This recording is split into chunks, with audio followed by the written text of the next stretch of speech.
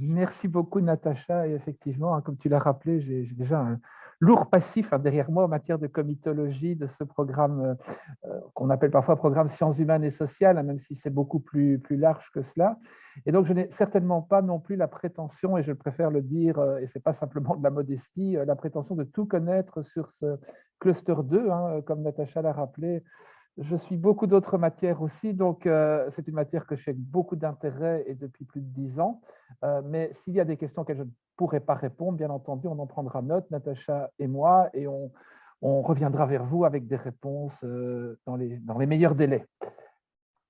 Donc, ce que je vais essayer de faire ici dans ma présentation, c'est d'un peu situer tout d'abord ce cluster 2, donc on peut même revenir à son intitulé complet, culture, créativité et société inclusive, puisqu'on comprend directement qu'on va à la fois faire appel aux différents domaines des sciences sociales, mais aussi des sciences humaines. Et je crois que c'est quand même un élément très important et beaucoup plus marqué dans le cluster 2 de Horizon Europe comparé au 6e défi de société d'Horizon 2020, cette insistance très marquée sur le domaine des industries culturelles et créatives. Mais on y reviendra.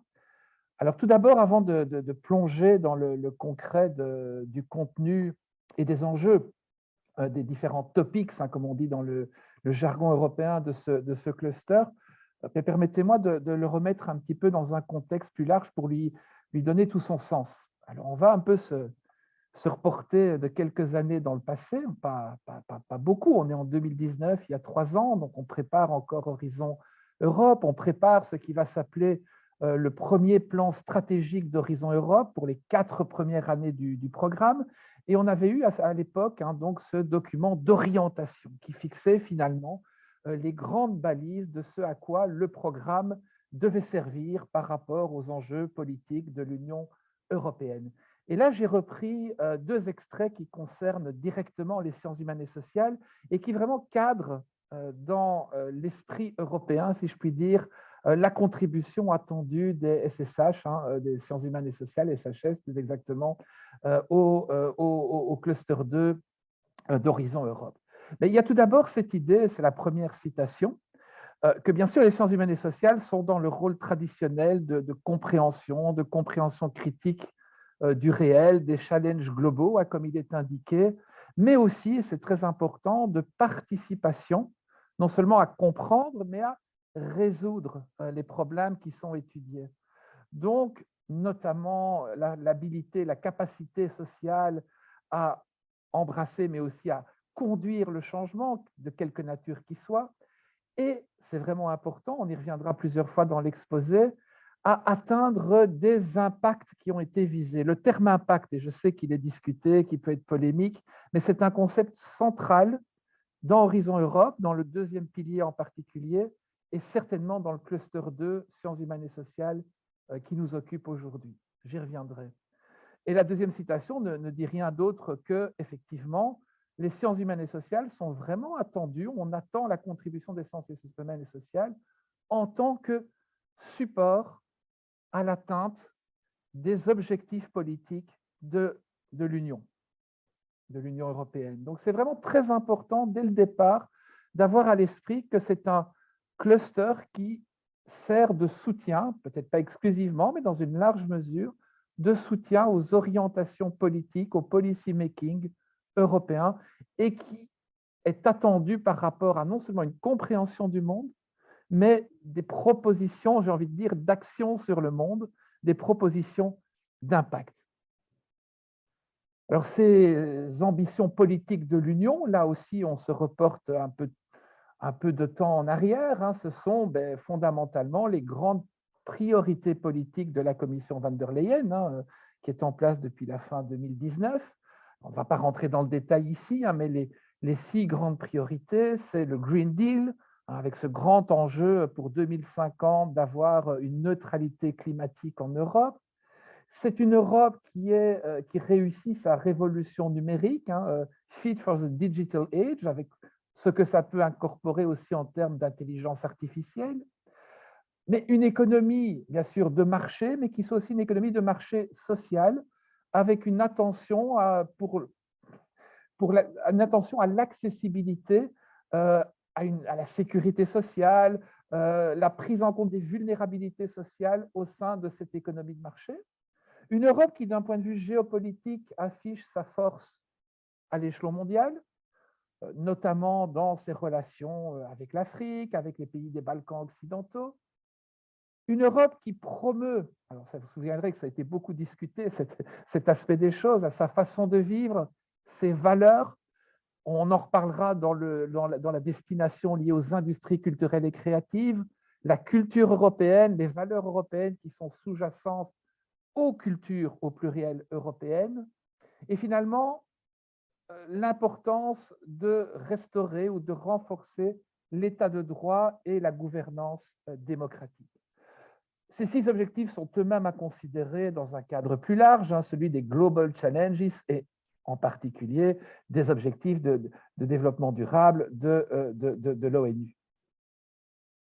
Voilà pour un contexte très général, mais dans lequel il convient de situer les différentes destinations, les différents calls, les différents topics de ce cluster 2.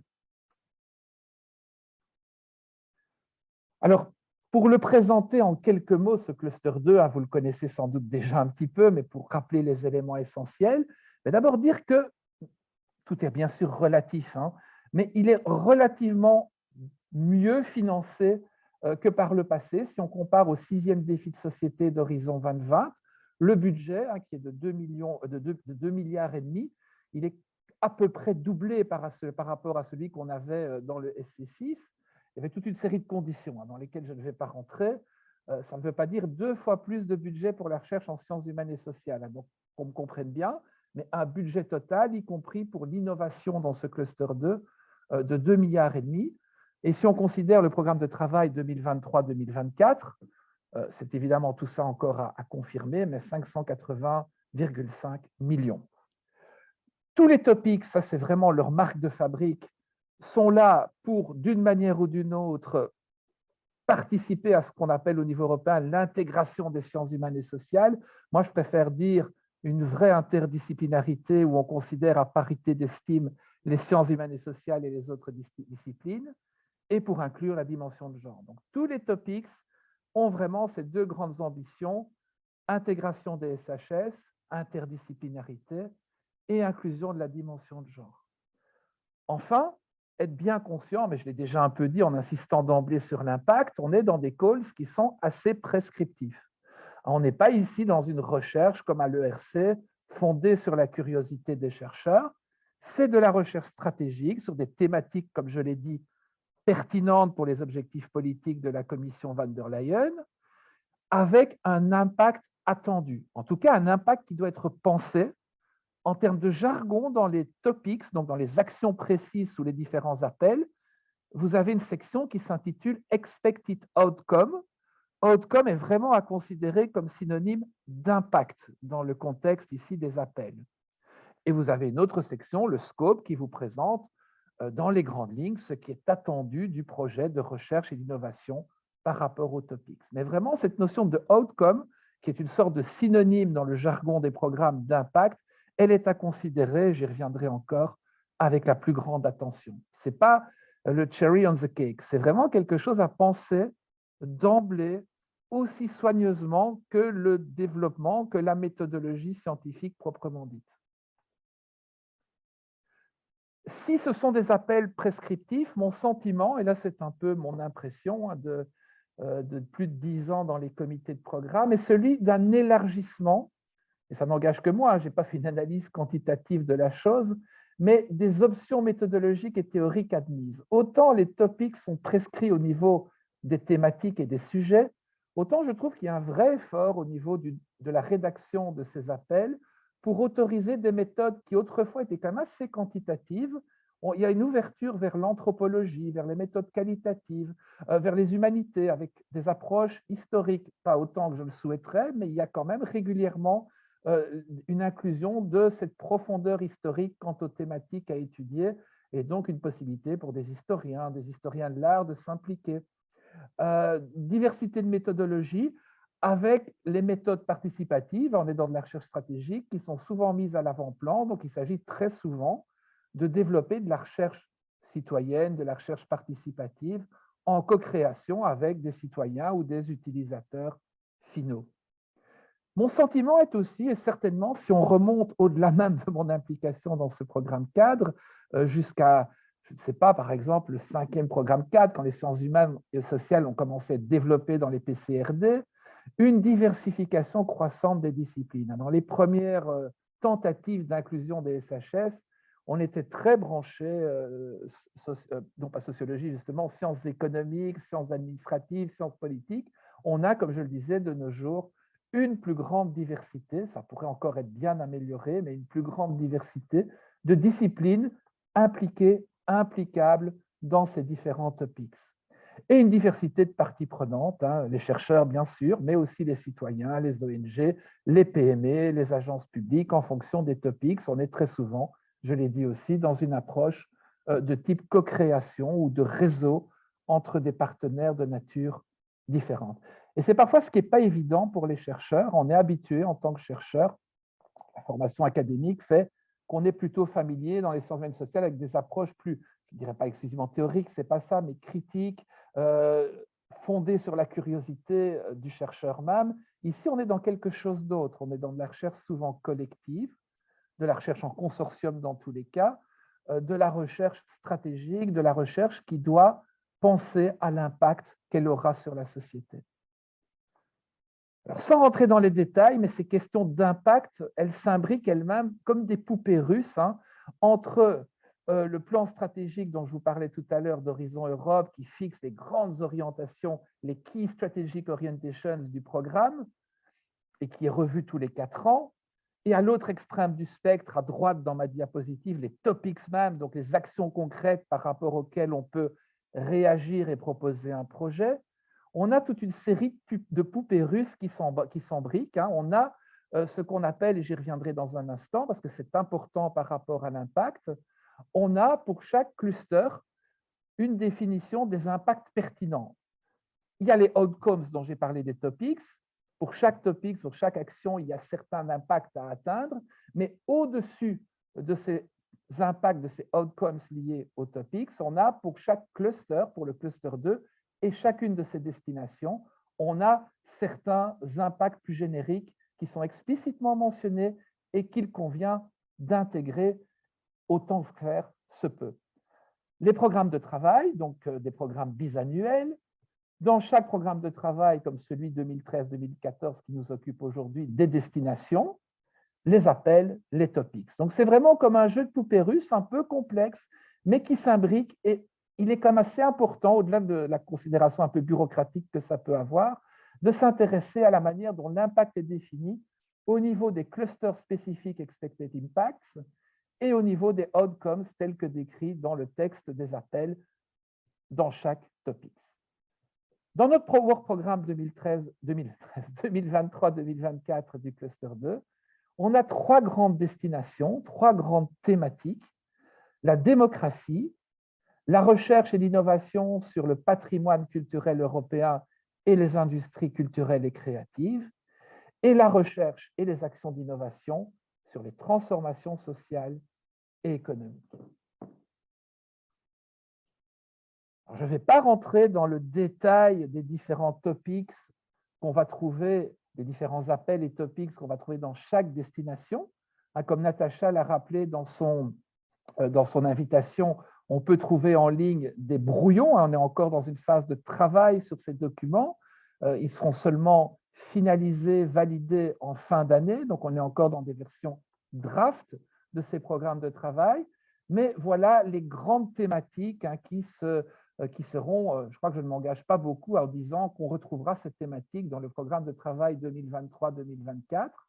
Pour l'orientation, pour la destination plus exactement, démocratie, dans ce programme de travail, la question de la confiance. Alors, je sais bien qu'en sciences sociales, la confiance est un peu un concept tarte à la crème, un peu complexe, un peu compliqué, mais il n'en est pas moins central dans une série de topics. La confiance dans la démocratie et le revers de la médaille, les questions du populisme et du manque de confiance dans les institutions démocratiques. De manière assez intéressante, un accent qui sera sans doute mis aussi sur les médias sociaux, les réseaux sociaux, donc des opportunités, à mon sens, pour les chercheurs en sciences de l'information et de la communication, qui n'ont pas toujours eu, à mon sens, autant d'opportunités qu'on pourrait l'imaginer dans les programmes de travail précédents. La question de la démocratie participative, de la citoyenneté inclusive, et pour réagir à l'actualité, mais sans non plus être le nez dans le guidon, ce seront des projets qui visent le moyen et le long terme, s'il y en a in fine, bien sûr, une inclusion de la thématique, des thématiques liées aux conséquences de l'invasion de l'Ukraine par la Russie. Donc voilà, au niveau thématique, ce à quoi on peut s'attendre pour la destination démocratie. Pour la destination patrimoine culturel, il y aura des actions de coordination entre la diversité d'acteurs impliqués dans la gestion et la création même du patrimoine culturel européen. Et puis finalement, deux grandes visions, deux grandes considérations par rapport à ce patrimoine. D'une part, un peu rétrospectif, en se posant la question de l'identité ou des identités, je préfère parler au pluriel, hein, que les patrimoines culturels européens ont contribué dans la riche histoire de l'Europe à construire et finalement ont abouti en tout ou en partie à construire les cultures actuelles en Europe, donc une dimension un peu historique, rétrospective, réflexive, mais aussi une dimension très actuelle et prospective liée à l'innovation, en quoi ces industries culturelles et créatives et la production culturelle en Europe contribuent à la compétitivité économique dans des secteurs tels que la musique, le film et les jeux vidéo en particulier, à la création d'emplois et sans doute aussi l'un ou l'autre topic, il y en a déjà eu dans le passé, hein, lié à l'innovation dans le secteur du tourisme culturel. Donc tout ça est toujours sous réserve évidemment que ces appels sont encore en cours de rédaction. Dernière destination, les transformations socio-économiques. Bien là, sans grand mystère, hein, il va s'agir d'étudier les impacts socio-économiques de ces différents types de transformations. Je ne vais pas lire mes dias, vous les recevrez, je ne vais pas faire du karaoké avec mes diapositives. La question des discriminations sociales en lien avec les changements démographiques en général et les flux migratoires en particulier. On a parlé tout à l'heure de ces vulnérabilités sociales, économie de marché, certes, mais attention aux vulnérabilités sociales, c'est un des policy goals de la commission van der Leyen. Donc, on retrouve cette question de l'accessibilité de la protection sociale et de la participation citoyenne au niveau économique, social, politique et culturel. Des points d'insistance sur le rôle de l'éducation et de la formation dans ce contexte et vraisemblablement aussi une prise en considération de l'impact de la COVID-19 sur les inégalités sociales. Donc voilà ce qu'on peut dire des grandes thématiques pour ces trois destinations du cluster 2. Alors ce que je voudrais encore faire avant de conclure, c'est revenir sur cette notion d'impact, hein, qui est vraiment une notion fondamentale pour préparer et pour avoir quelque chance de remporter le financement d'un projet dans le cluster 2 d'Horizon Europe. Alors, ce n'est pas quelque chose de nouveau, l'importance de l'impact dans les politiques européennes, les politiques de recherche et d'innovation en particulier. Un moment clé, c'était en 1994, hein, cette théorisation du mode 2 de production des connaissances hein, par Gibbons, Novotny et quelques autres. C'est l'idée qu'on ne produit pas des connaissances uniquement entre chercheurs pour faire progresser la recherche fondamentale, mais que dans ce mode 2 à l'époque postulé, mais qui a très fort influencé les politiques de recherche en particulier européennes, donc c'est devenu quelque part une réalité, hein, une prédiction autoréalisatrice quelque part, cette idée qu'on produit de la recherche aussi avec les acteurs de terrain, en co-création, par rapport à des défis de société qui ne sont pas uniquement issus de l'état des connaissances fondamentales et proposées par des chercheurs. Alors, ça a pris plusieurs noms hein, dans la théorie des politiques scientifiques. On a parlé de triple hélice hein, qui relie les gouvernements, les chercheurs et l'industrie, de quadruple hélice qui relie ces trois partenaires avec les citoyens, et même de quintuple hélice quand on met tout ça dans le contexte du challenge lié au changement climatique. Mais l'idée reste la même, c'est de la recherche axée sur des défis de société et qui est co-créée avec des acteurs non académiques. Donc c'est plus complexe que ça si vous lisez le livre, hein, mais c'est vraiment une idée qui a pris toute son importance dans les 30 dernières années au niveau en particulier des programmes cadres de recherche et développement, de recherche et d'innovation européens.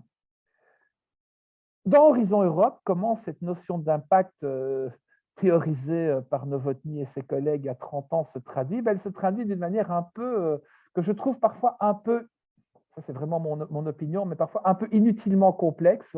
Mais on a en tout cas ce qu'ils appellent Key Impact Pathways, donc 3 chemins vers l'impact. Alors le premier, on est tous familiers avec ce chemin vers l'impact, tout scientifique est familier de l'impact scientifique, mais peut-être les moins, et c'est vraiment ça qu'il faut intégrer dans un projet de recherche dans le cluster 2 ou un projet de recherche plus généralement au niveau des clusters du programme cadre.